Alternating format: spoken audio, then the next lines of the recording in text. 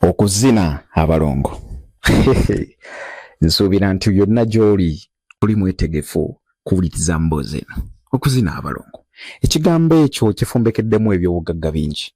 Weewaawo ebiyita ekiro bimanyikwa ne kkangaawo yeetikka. Naye ate bino bigenda kuyita misana. Kakati weewuunya biba biyitibwa kiro. Ebimanyikwa. Kati ate olwo eby'emisana. Abanywanyi nsuubira nti tojja kwagala ate kusubwa. Kyengenda kuleetera. Tugenda kuba tusoosootola okuzina abalongo. Balongo waji batandikira enno mu kubabika. Gwe abwebuuzaawo kubika abalongo kyeki. Kwe kugenda ng'olanga nti abalongo bazaaliddwa.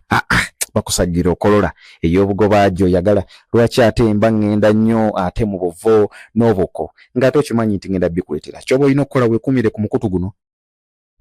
Coffee Samuels omanyi Oluganda ngenda bambi kutuusaako awo wooli. Just tuula kalira tuula ya lukugunyu mu ddiro lyo kola byamaaso ku lutimbe kabina ku ddongo. Katukomewo.